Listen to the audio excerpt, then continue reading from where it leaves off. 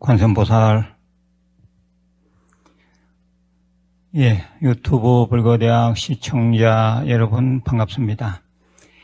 먼저 앞에 걸린 게시글을 보겠습니다. 나를 믿음에 나를 이룬다. 그렇게 되어 있지요. 신하성하라. 나를 믿음에 나를 이룬다. 앞에 나는 무엇이고 또 뒤에 나는 무엇인가 생각해 보시길 바랍니다. 요즘 새로들 많이 들어오시는데 환영합니다. 그리고 구독해 주시면 좋겠고요. 또 들어보시고 좋으면 좋아요도 눌러주시면 우리 유튜브 불교대학을 만드는 모든 우리 가족들이 다 힘을 낼 것입니다. 그리고 제가 제 스스로 말하기가 좀 그래서 자제하는 편입니다. 광고에 대한 얘기입니다. 광고를 좀 많이 봐주셔야지 불교대학을 운영하는 데 큰 도움이 됩니다. 한 30초 이상 다 봐주시면 좋겠는데 그것이 여의치 않으면 30초만이라도 좀 봐주시면 큰 도움이 됩니다. 아무튼 뭐 그런 점들도 좀 이해해 주시면 감사하겠습니다. 오늘은 원효 대사가 마신 해골물에 무엇이 있는가라는 주제로 말씀을 드리겠습니다. 각훈이라는 스님이 쓴 해동 고성전 얘기입니다. 의상 스님과 원효 스님은 약 한 9살 정도의 나이 차이가 있었지만은 같이 공부하는 도반이었습니다. 7, 8년 전에 이미 함께 유학의 길에 올라서나 저 고구려의 술락군에 잡혀서 중국 유학이 실패했습니다. 다시 이제는 바다를 통해서 중국으로 들어가려는 계획을 세우고 스라브를 출발하였습니다. 661년의 일이었습니다. 중간에 며칠을 보냈는지는 모르나 서해안에 도착할 때는 날이 저물어 깜깜할 때였습니다. 잠을 잘 만한 민가나 절을 찾을 길이 없어서 땅굴 비슷한 곳에 들어가서 몸을 뉘었습니다. 낮에 많이 걸었던 터라 너무 피곤하여 금방 잠에 떨어졌습니다. 사실 그 땅굴은 시신을 갖다 놓는 무덤이었습니다. 한밤중에 원효 스님은 하도 목이 말라서 드듬드듬 기어 나와서 물이 어디 있나 하고 찾는데 땅굴 바로 앞에 바가지가 하나 놓여 있고 손으로 더듬어 보니 물이 담겨져 있었습니다. 스님은 아무 생각 없이 본능적으로 들이켰습니다. 그런데 그 물은 정말 달고 맛이 있었습니다. 아마 스님들이 잠이 든 2-3시간 사이에 소나기가 지나갔던 모양입니다. 아무튼 스님은 다시 땅굴 안으로 들어가서 잠을 잤습니다. 아침이 되고 스님은 잠결에 마신 그 꿀맛 같은 물, 그 물이 담긴 물 바가지가 궁금해서 찾았습니다. 그런데 이게 무슨 일입니까? 스님이 둘러보니 그곳은 시신을 여기저기 갖다 놓는 노지 무덤이었고 좀 오래된 시신은 사지 뼈만이 이리저리 나뒹굴었습니다. 물론 해골도 여러 개 보였습니다. 가만히 해골 가까이 가서 살펴보니 해골마다 어젯밤 내린 비로 물이 찰랑찰랑 담겨져 있었습니다. 물뿐만이 아니었습니다. 빨간 실지렁이, 누런 구더기가 꼬리를 끌면서 물속에서 춤을 추고 있었습니다.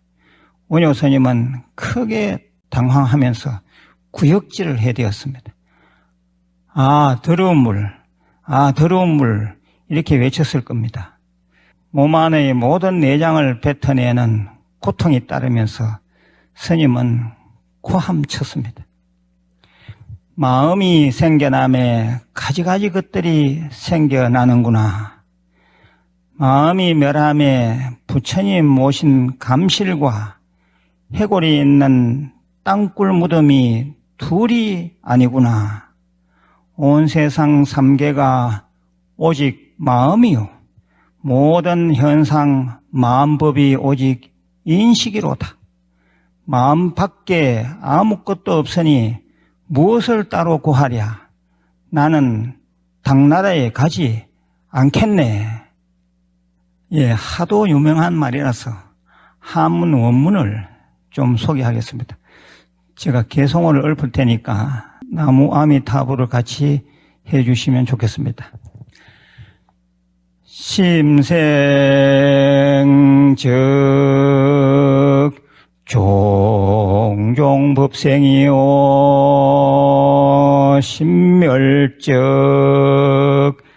간분불이로다 나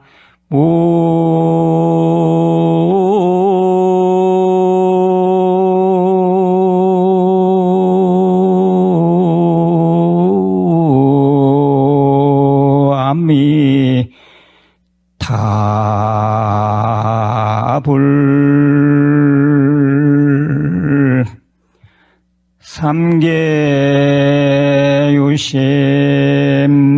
만법유식이니 심해무법 호용별구리오나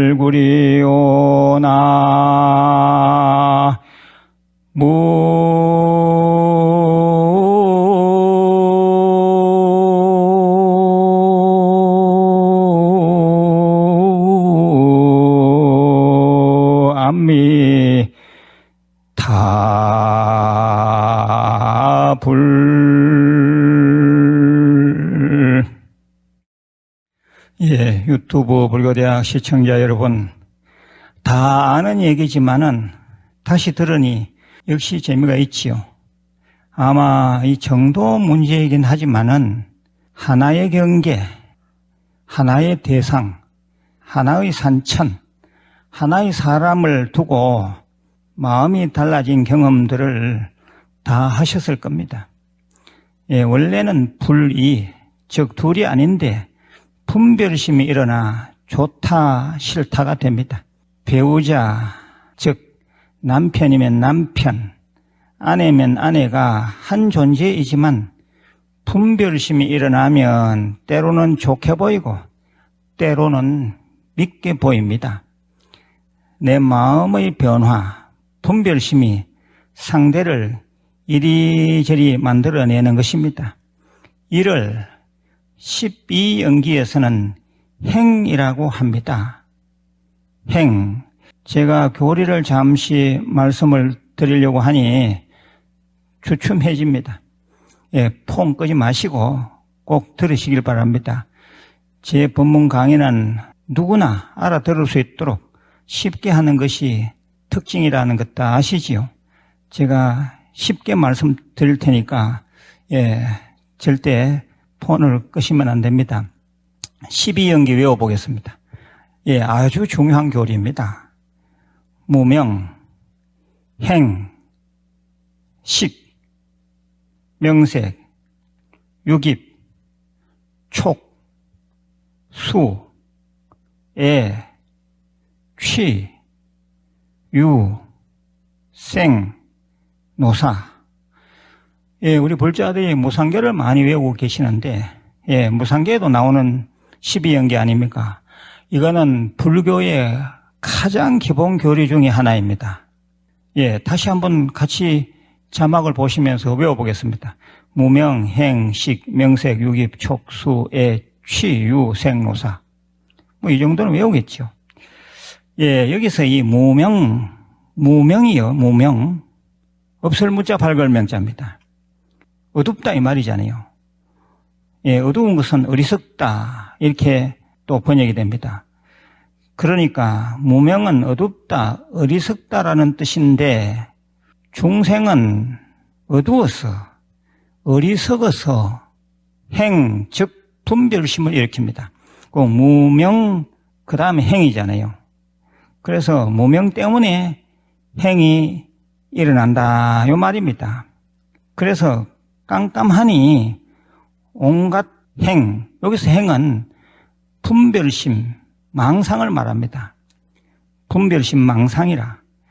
그래서 그 끝부분에 보면 노사라 했죠. 노사. 노사라는 요 말은 모든 고통을 다 말합니다. 늙고 병들고 죽는 고통. 그건 노사지요.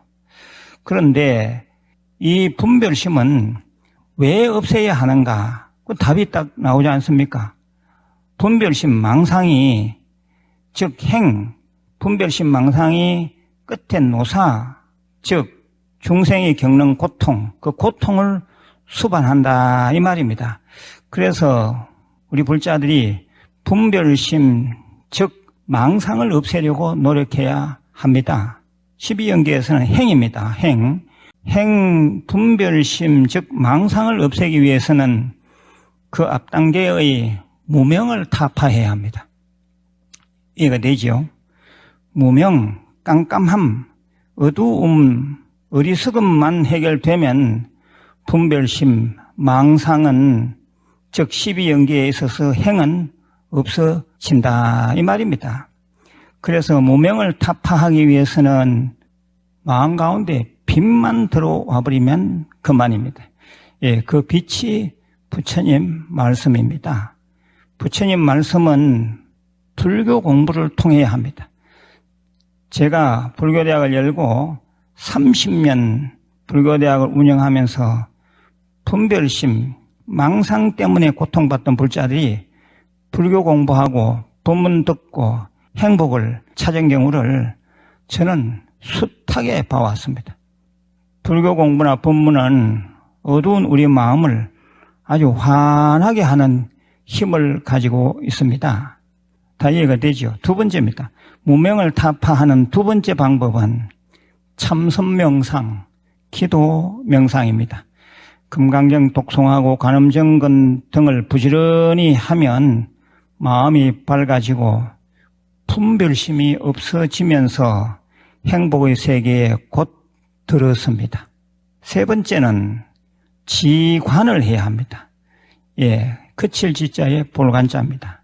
지관수행이란 말도 있는데 아무튼 산을 보거나 바다를 본다고 한번 생각해 보십시오.